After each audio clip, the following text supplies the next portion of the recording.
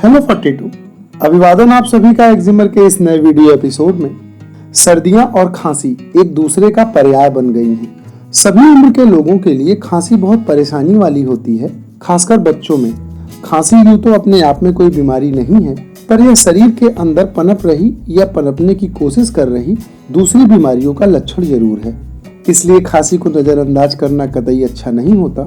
2 part के इस video के पहले भाग में आज हम बात करने वाले हैं कि खांसी क्या होती है, कितने तरीके की होती है और खांसी आखिर होती क्यों है, और खांसी में किन चीजों का आपको रखना चाहिए ख्याल, खांसी का एलोपैथिक उपचार क्या है और खांसी का होम्योपैथिक इलाज क्या है।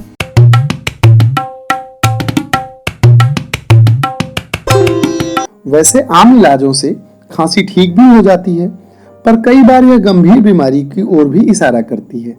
इसलिए खांसी को नजरअंदाज करना ठीक नहीं है।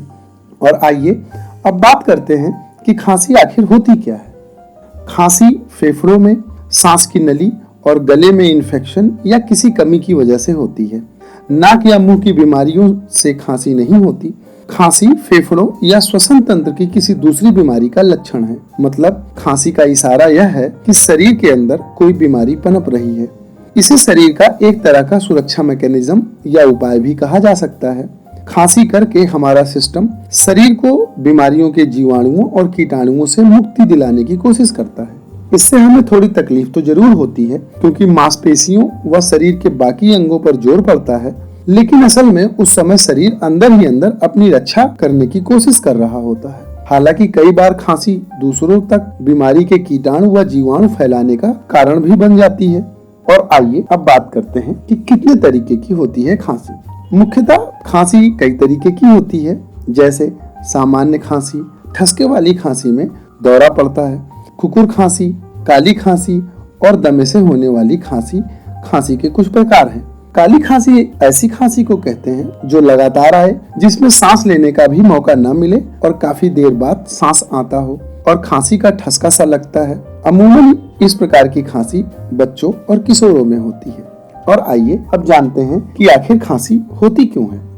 खांसी दमे से, गले में इन्फेक्शन से, टॉन्सिल से, फेरेंजाइटिस से, ब्रोंकाइटिस से, फेफड़ों के इन्फेक्शन या दूसरी बीमारियों से, निमोनिया से, दिल की बीमारियों की वजह से, बच्चों में पेट के कीड़े के फेफड़े में पहुंचने पर और एसिडिटी आदि में भी खांसी होती है। और खांसी बेचैनी में, आंखों में खून या लाली आ जाने पर, सर दर्द, कभी कभी फेफड़ों में सूजन होने से, मांसपेशियों पर जोर पड़ने से और छाती में दर्द आदि से भी हो जाती है। खांसी आपके श्वसन तंत्र या गले अथवा फेफड़े में कोई तकलीफ है तो उसकी वजह से भी हो जाती है, इसलिए इसको नजरअंदाज करना ठीक नहीं है। लगातार 3 हफ्ते से ज्यादा खांसी रहे तो टीबी का भी संकेत हो सकता है, इसलिए आपको अपनी पूरी जांच करानी चाहिए। और आइए अब बात करते हैं कि खांसी में किन चीजों का आपको रखना चाहिए ख्याल। कई बार एसिडिटी की वजह से भी खांसी होती है, क्योंकि पेट में बना एसिड ऊपर चढ़कर सांस की नली में पहुंच जाता है और ऐसे में एसिडिटी का इलाज जरूरी है, ना कि खांसी का। और कई बार दिल का बायां हिस्सा बढ़ जाए या फेफड़ों की नसों का प्रेशर ज्यादा हो तो खांसी होने लगती है, जिसे दिल का अस्थमा भी कहते हैं। और खांसी दमा का भी लक्षण होती है। हालांकि दमा होने पर खांसी के वक्त सीटी बजना जरूरी नहीं है। सिर्फ खांसी होना स्वाइन फ्लू का लक्षण भी हो सकता है। और स्वाइन फ्लू के बारे में अधिक जानकारी के लिए आप हमारा वीडियो भी देख सकते हैं, जिसका लिंक हमने डिस्क्रिप्शन में दे रखा है। यदि 3 हफ्ते से ज्यादा खांसी होने पर टीबी की जांच करवा लेनी चाहिए। ऐसे में बलगम की 3 बार जांच जरूर करानी चाहिए। दूसरों से दूर होकर खांसना चाहिए। खांसते वक्त मुंह पर नैपकिन रख लें और खांसने के बाद नैपकिन को डस्टबिन में फेंक दें। खाना खाते वक्त खांसी आए तो ध्यान से धीरे धीरे खाएं, वरना खाने के टुकड़े सांस की नली में जाकर फंस सकते हैं। और अगर कुछ खाना फंस जाने से खांसी आने लगे तो पीड़ित की पीठ सहला दें, उसे गुनगुना पानी पिला दें। आराम न मिलने पर डॉक्टर को दिखाएं। और लेटते वक्त कोई भी खांसी बढ़ जाती है, क्योंकि लेटने पर दिल पर प्रेशर बढ़ जाता है। खांसी की गोलियां मसलन विक्स, हॉल्स, स्टेप्सिस आदि सेफ हैं। इनका कोई नुकसान नहीं होता, इनसे आराम भी महसूस होता है। आप कफ सिरप भी ले सकते हैं, पर कफ सिरप से शरीर और दिमाग में जरा सी सुस्ती आ जाती है। और आइए अब बात करते हैं खांसी के उपचार की। तो सबसे पहले बात एलोपैथिक उपचार की। एलोपैथ के अनुसार खांसी अलग अलग तरह की होती है, जैसे नाक की खांसी, गले की खांसी, फेफड़े या दिल की खांसी। नाक की खांसी को नेजल एलर्जी या नेजल अस्थमा भी कहते हैं। इसमें खांसी के साथ छींके व नाक से पानी बहता है और इसके लिए अमूमन डॉक्टर सिट्रिजिन 10 mg की टैबलेट या एलेग्रा 120 mg की एक गोली खाने के लिए कहते हैं। और गले की खांसी भी दो प्रकार की होती है, पहली सूखी और दूसरी बलगम वाली। एक में गले में सिर्फ खराश होगी और खांसी नहीं आएगी और दूसरे में खराश के साथ खांसी भी आएगी। अगर खराश के साथ खांसी आए तो विटामिन सी की गोली के साथ सिट्रिजिन 10 mg या एलिग्रा 120 mg और जेडेक्स एसपी दी जाती है। अगर सिर्फ खराश हो तो पेनिसिलिन ग्रुप की दवाएं भी दी जा सकती हैं। इसके अतिरिक्त फेफड़े या दिल की भी खांसी होती है। खांसी में अगर बलगम के साथ सीटी बज रही है तो इसे फेफड़ों की खांसी कहते हैं। इसके लिए ब्रोंकोडिल या ब्रोंकोरेक्स सिरप के अलावा इनहेलर भी दिया जाता है। और अगर बिना बलगम और बिना सीटी के सूखी खांसी है तो यह हार्ट का अस्थमा भी हो सकता है। इसमें फौरन जांच करानी चाहिए और जांच के बाद आपको डॉक्टर दवा देंगे ही। इसके अतिरिक्त साइनस या एसिडिटी से होने वाली खांसी भी होती है। इसमें भी जांच के बाद लक्षणों के अनुसार दवा दी जाती है। और आइए अब बात करते हैं सिरप और चूसने वाली गोलियों की जो खांसी में काफी राहत देती हैं। तो सबसे पहले सिरप की। शुगर के मरीज हिमालय ड्रग कंपनी की डाइकफ सिरप या प्रोस्पेन सिरप ले सकते हैं। ये दोनों शुगर फ्री हैं और आम लोग भी इन्हें ले सकते हैं।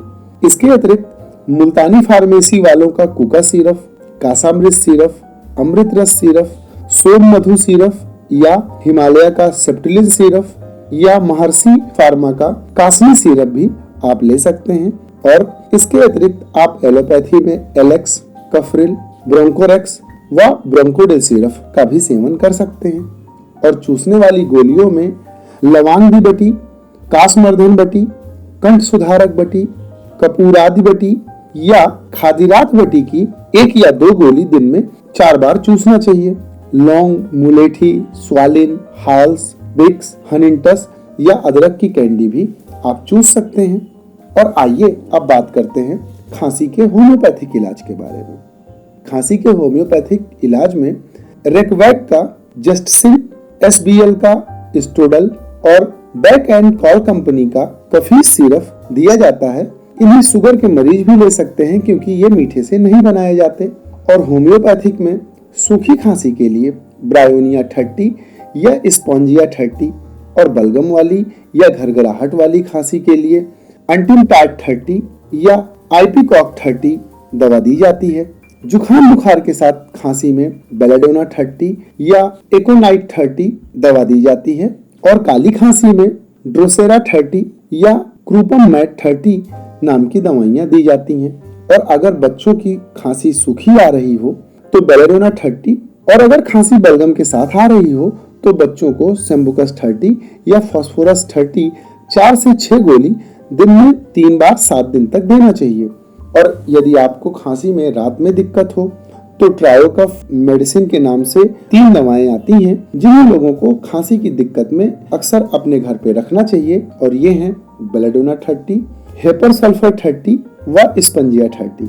रात को इमरजेंसी में इनमें से किसी एक की 4 से 6 गोलियां 1-1 घंटे के बाद थोड़े गर्म पानी से आप ले सकते हैं। स्पंजिया 30 दिल के मरीजों के लिए खांसी की एक स्पेशल दवा है।